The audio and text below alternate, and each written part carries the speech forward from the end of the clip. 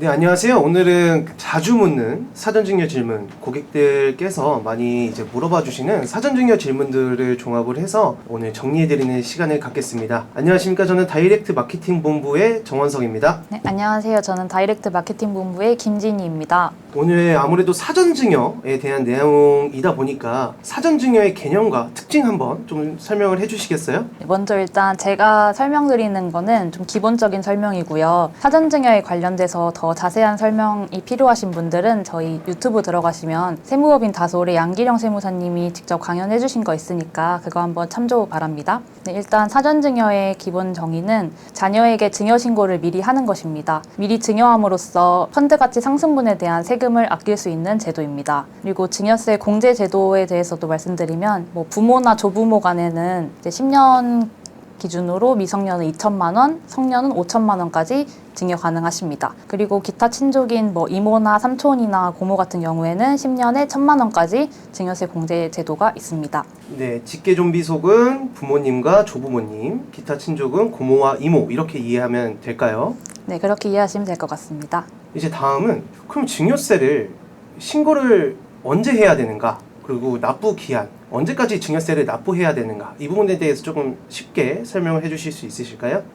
일단 증여세는 보통 증여 받은 날로부터 이제 말일 3개월 이내에 증여를 꼭 해주셔야 되고요. 만약에 이 3개월 기간 안에 신고를 못했다고 하시면은 이제 6개월 이내 신고하실 때는 이제 증여세가 발생된다는 가정하에 가산세 10%가 붙고요. 6개월이 지나고 나서 또 증여 신고를 하게 된다면 가산세 20%가 추가로 붙는다는 점 알고 계시면 되겠습니다. 그럼 제가 만약에 오늘 7월 22일인데 오늘 증여를 받았다고 하면 7월 31일부터 3개월 이내, 이번 달의 말일부터인 7월 31일부터 3개월 이내에만 증여세 신고를 하면 되는 건가요? 네, 3개월 이내만 증여세 신고하시면은 이제 증여 신고가 완료됩니다. 그러면 증여세는 그러면 누가 내야 하는 걸까요? 이제 증여세 납부는 증여 받으시는 수증자가 증여세를 납부하셔야 되고요. 만약에 수증자가 증여 받으신 금액 외에 돈이 없어가지고 증여자가 증여세를 대신 내준다 하는 경우에는 그것 또한 증여로 보게 됩니다. 근데 이제 증여자가 연대 납세 의무자로서 수증자의 증여세를 대신 납부하는 경우가 있는데 이거는 재차 증여로 보지 않기 때문에 증여자가 증여세 대납을 왜 해주는지 원인을 잘 파악해야 이제 증여세 관련해서도 또 증여가 되냐 안 되냐 문제가 일어나지 않을 것 같습니다. 네, 결론은 증여세는 결국 받는 사람이 내는 건데 증여를 해주는 예를 들어서 부모가 증여를 했는데 부모가 증여세까지 대신 내주면 그 또한 증여다 이렇게 보면 될까요? 네, 맞습니다. 그래서 이제 증여자가 만약에 증여세까지 내준다고 하시면은 그 금액까지 일단은 미리 계산을 해보신 후에 증여하실 금액을 신고하시는 게 맞을 것 같습니다. 자, 그러면 지금 KCGI 자산운용에서는 사전증여라는 이벤트를 진행을 하고 있는데 꼭 증여를 미리 사전에 신고해야 하는 이유가 있을까요? 일단 예를 들어서 증여하실 때 2천만 원을 증여하시려고 했었어요. 근데 이제 증여 신고를 못해가지고 만약에 6개월 뒤에 평가 금액이 3천만 원이 됐을 때 증여 신고를 하겠다 하시면은 이제 이제 증여 신고하실 당시의 시가를 기준으로 과세가 되기 때문에 고객님이 이제 평가 금액 3천만 원일 때 증여를 하시는 그 금액이 증여 가액이 되기 때문에 이제 고객님이 증여하실 때 도중에 증여 신고하는 것보다 미리 신고하셔가지고 이제 2천만 원에 대한 것만 신고를 하셔서 증여세를 납부하지 않는 게 유리할 것 같습니다. 그러면 제가 미성년자라는 가정을 했을 때 몰입이 안 되시겠지만 미성년자라는 가정을 했을 때 오늘 2천만 원을 받았는데 이게 5년 뒤에 3천만 원이 돼도 이번에 증여 신고를 사전에 했다라고 하면 사실 비과세 한도는 2천만 원이 아니라 3천만 원의 혜택이 될 수도 있는 거네요. 맞습니다. 네. 그래서 좀 더 낮을 때 시가를 기준으로 과세한다. 이 점을 유념해 주시면 될 것 같습니다. 직계존속, 즉 부모님과 조부모님 그리고 기타 친족, 고모와 이모, 증여신고는 합산인가요? 일단 미성년 자녀를 기준으로 말씀드리면 10년에 2천만 원까지 부모나 조부모에게 증여를 받을 수 있는데 이거 외에도 이모, 고모, 삼촌 등 기타 친족에게도 1,000만 원을 증여받을 수 있습니다. 이제 그래서 만약에 미성년 자녀에게 많은 돈을 증여해주길 원한다 하시면은 이제 부모나 조부모가 2천만 원 해주시고 이모나 고모, 기타 친족이 1,000만 원 해주시면 미성년 자녀 기준으로 3천만 원까지 이제 증여대상 공제가 적용되기 때문에 이제 2천만 원보다 더 많은 금액을 증여받을 수 있습니다. 근데 이제 기타 친족의 경우 예를 들어서 이모가 5년 전에 증여를 해주셨고 그 이제 5년 후에 삼촌이 증여해 주실 때는 이제 기타 친족 1,000만 원에 대해서는 합산이 되기 때문에 만약에 1,000만 원 이상으로 합산돼서 증여 신고를 하게 된다면은 증여세 납부를 해야 합니다. 네, 그러면 다시 몰입이 안 되시겠지만 2탄으로 제가 미성년이라고 다시 가정을 했을 때 부모님이나 부모님 또는 조부모님에게 2천만 원을 합산해서 받고 고모나 이모에게 1,000만 원을 추가로 받을 수 있으니까 3천만 원까지 결론적으로는 과세 없이 증여를 받을 수 있는 거네요. 네, 맞습니다. 그렇게 해서 이제 최대한으로 증여받을 수 있는 거라고 생각하시면 될 것 같습니다.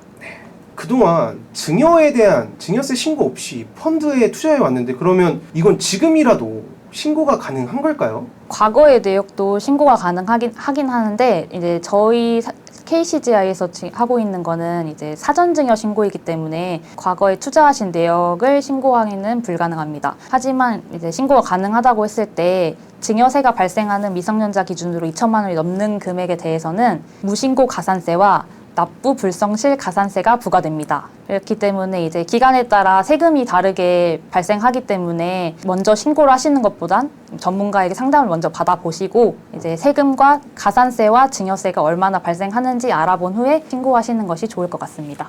그래서 증여세 신고 없이 지금까지 펀드 투자를 해오셨다라고 하면 일단 안 되겠네라고 먼저 생각하지 마시고 저희 1588-5533이나 이제 카카오톡 채널을 통해서 상담 문의를 해주시면 그 부분에 대해서 저희가 조금 더 정확한 상담을 드릴 수 있을 것 같습니다. 그러면 이게 저희가 펀드를 투자하는 방법이 한 번에 여유 있을 때마다 돈을 넣을 수 있는 임의식 방법이 있고 매달 똑같은 금액을 자동이체를 설정할 수 있는 월 적립식 방법이 있는데 그러면 매수할 때마다 3개월 이내 무조건 신고를 해야 하나요? 적립식 펀드로 증여를 신고한다고 하면은 최초에 적립식 설정하신 내역이랑 이제 적립식 자동이체가 출금되는 시점 이제 주변에서 한번 이체를 하시고 그 내역만 있으면은 적립식 펀드는 신고가 되고 이제 그 신고가 적립식 펀드 설정한 기간 전부 신고가 된다고 생각하시면 되기 때문에 사전에 초기 증여 신점 1회에만 신고하시면 되고 이제 임의식 매수는 저희 쪽으로 말씀드리면 우리은행 가상계좌에 이제 이체를 하신 후에 매수를 진행하셔야 되기 때문에 우리은행 가상계좌 이체하신 건별 내역이 필요합니다. 그렇기 때문에 뭐 예를 들어서 5천만 원을 10만 원, 20만 원, 100만 원 이런 식으로 나눠서 매수를 하셨더라도 그 내역이 전부 있어야지 그 현금 증여 전체를 증여 신고하실 때 이제 내역 준비해 주셔가지고 신고를 하셔야 됩니다.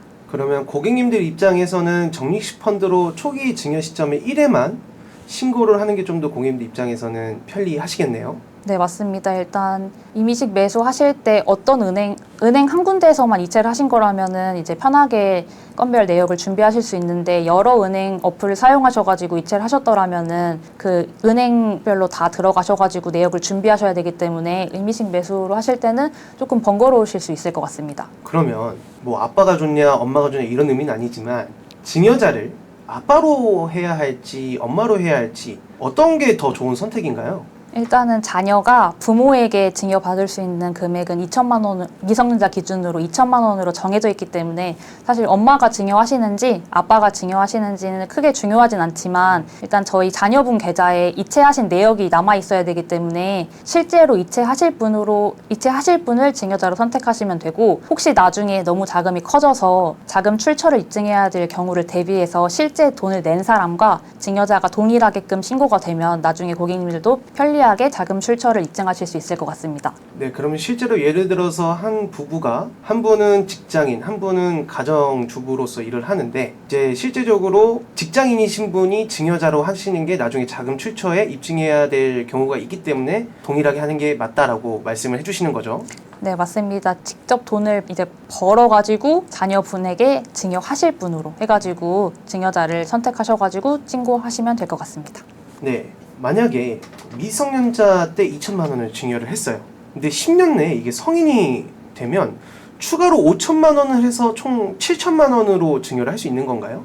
일단 만 16세를 예를 들어서 설명을 해드린다면은 만 16세 2024년 10월 10일에 만 16세라면은 그때 이제 2천만 원 증여하시고 그다음에 이제 3년 뒤인 만 19세 27년 10월 2일에 3천만 원을 증여 가능합니다. 그러니까 이제 5천만 원을 추가로 증여하시는 게 아니라 10년 내에 5천만 원이기 때문에 2천만 원 하고 3천만 원을 증여하실 수 있다고 보면 됩니다. 근데 이제 만 19세도 주민등록상 생일이 지나야 되기 때문에 세부적인 날짜가 되게 중요하고요. 이제 그 다음에 또 만 29세, 10년 뒤에 또 다시 증여를 새롭게 할 수 있다고 생각하시면 되기 때문에 꼭 증여일을 기준으로 10년을 판단하시면 될 것 같습니다.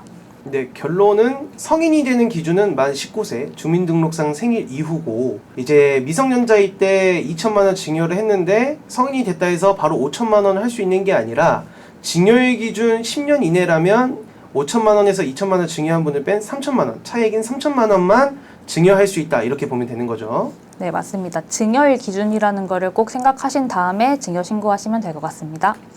그러면 제가 증여 신고를 했어요. 근데 발생한 수익으로 자녀가 다른 펀드 매수도 가능한가요? 네, 일단 사전 증여 신고를 하는 이유가 증여 신고 이후에 발생하는 수익에 대해서도 따로 과세가 없기 때문에 사전 증여 신고를 미리 하시라고 안내를 드리고 있는데 그렇기 때문에 증여 신고 이후에 발생하는 수익에 대해서도 따로 과세가 되지 않고 이것 또한 자녀의 자산이 되기 때문에 증여 신고 후에 발생한 수익이든 어떤 자금, 그 신고하신 자금에 대해서 다른 펀드를 매수하고 싶다고 하신다면 상관없이 다 무조건 하실 수 있습니다. 본인 소유의 자산이기 때문에. 그럼 제가 2천만 원 증여 신고를 해서 3천만 원이 됐어요. 1천만 원의 수익이 생겨서. 그럼 2천만 원으로 다른 펀드도 매수 가능하다라는 답변이실까요? 네, 맞습니다. 네, 만약에 증여받은 재산을 다시 또 타인에게 증여할 경우는 어떻게 봐야 될까요? 일단 할아버지, 아버지, 손자를 예를 들어 설명을 해드리면 할아버지가 아버지에게 증여할 때 증여세를 내야 되죠. 네. 그리고 아버지가 자녀에게 증여할 때 또 증여세를 내야 되죠. 네. 그러면은 증여받을 때마다, 증여하실 때마다 증여세가 과세가 되는 거랑 다름없잖아요. 네. 근데 그게 아니라 할아버지가 손자에게 직접 증여를 하신다고 하시면 이 경우에는 어쨌든 아버지를 생략하신 거잖아요. 네. 그래서 세대 생략 할증이라고 해서 30% 추가로 증여세가 발생이 돼요. 네. 그러면은 기본 증여세 발생하는 금액의 30%가 더 추가로 발생이 되는 거죠.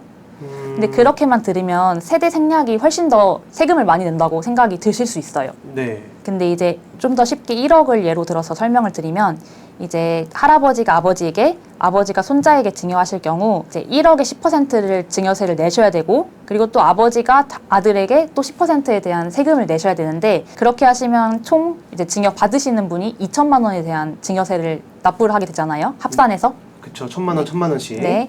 근데 이제 할아버지가 손자에게 직접 증여를 할 때 30% 할증이 되잖아요. 네네네. 그러면은 총 이제 1억의 10% 그리고 30% 할증해서 총 1,300만 원에 대한 이제 세금만 내면 되거든요. 네. 그러면은 700만 원을 총 이제 아끼실 수 있기 때문에 세대 생략이 훨씬 더 좋습니다.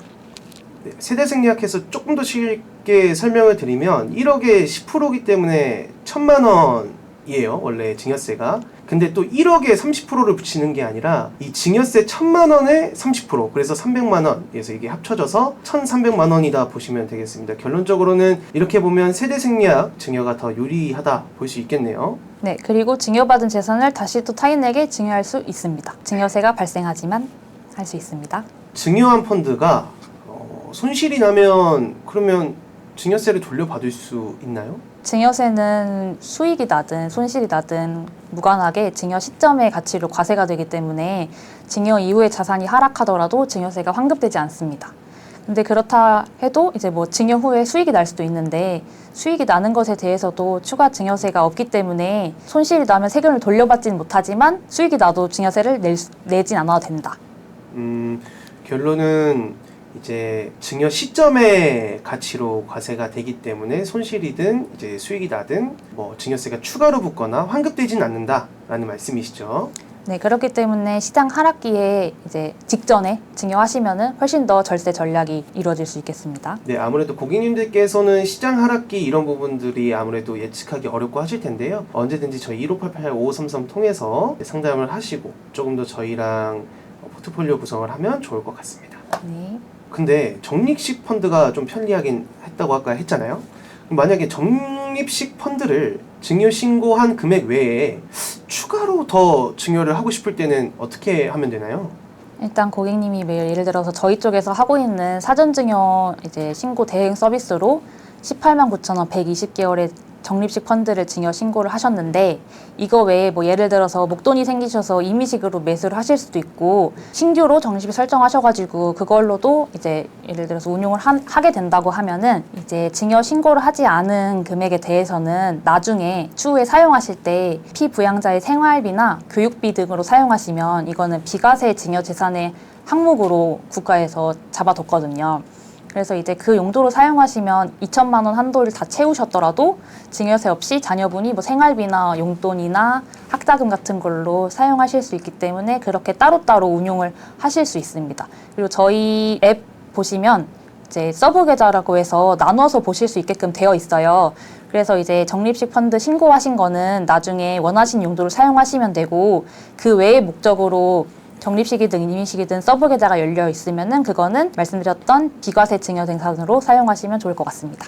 그럼 기존에 18만 9천 원 적립식 펀드를 하고 추가로 더 해주고 싶은 데가 아니라 만약에 추가로 더 해야 될 것 같은 데라 생각이 들었을 때 네. 그 자금을 서브 계좌라고 해서 계좌 별도로 운용을 하고 그 운용 자금을 생활비나 교육비 등으로 쓰게 되면 사실 2천만 원보다 더 증여를 한 것처럼 보이지만 과세가 되진 않는다, 이렇게 접근을 하면 되겠죠?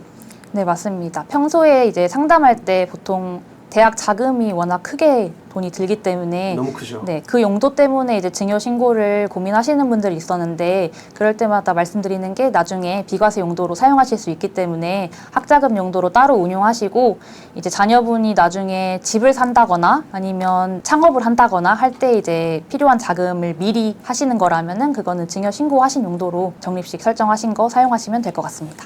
네. 현금으로 증여를 했어요. 펀드나 주식이 아니라. 그럼 펀드를 매수할 때 증여 신고를 또 해야 하나요?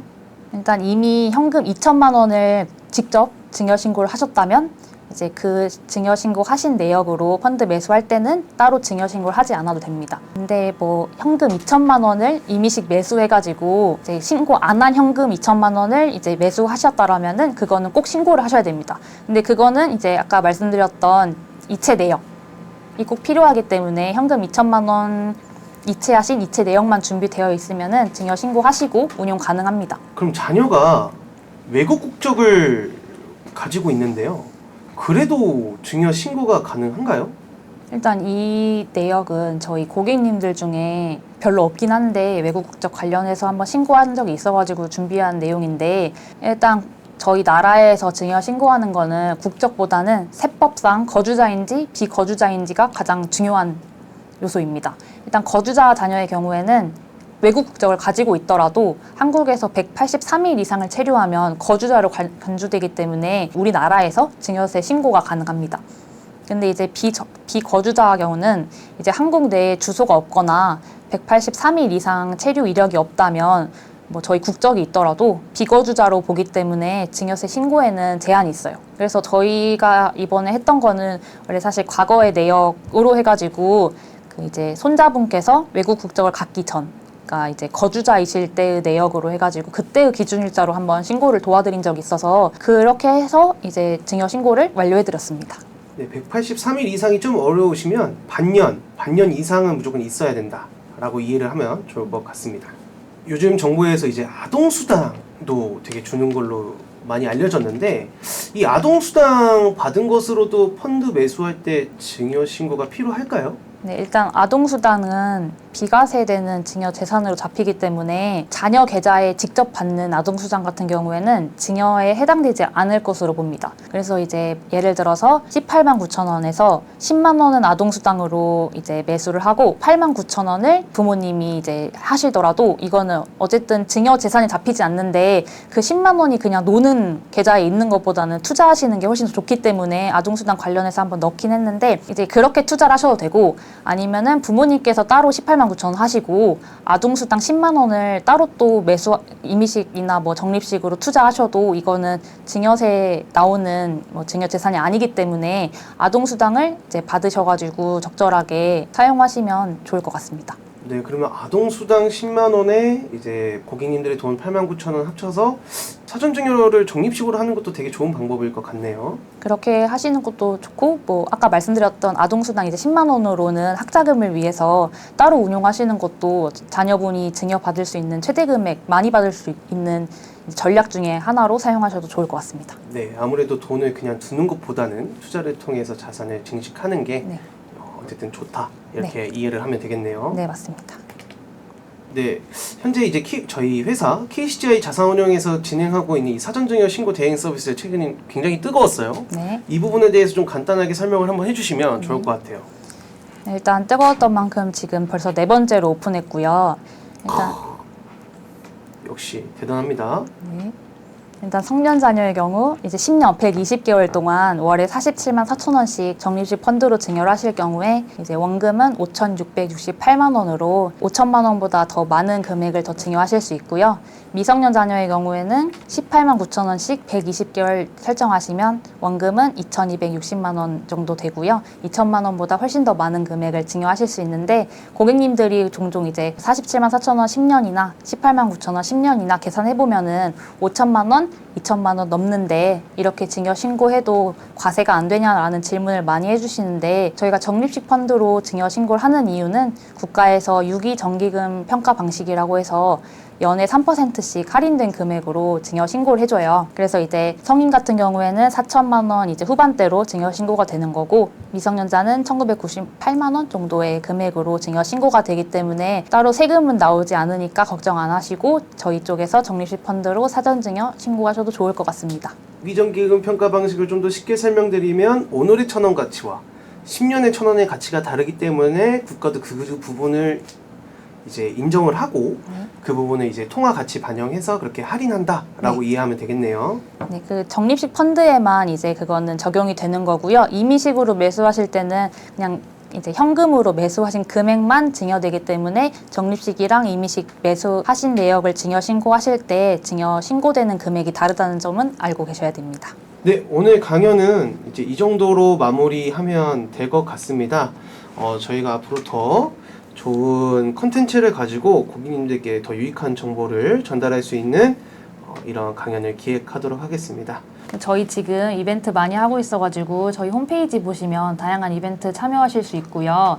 그리고 저희 다음 달에는 펀드 매니저가 자산운용 보고서 읽어주는 줌 강연 할 거기 때문에 많이 들어와 주시면 감사드리겠습니다. 네, 오늘 강연 진행했던 다이렉트 마케팅 본부의 정원석이었습니다. 네, 다이렉트 마케팅 본부 김진희입니다. 감사합니다. 감사합니다.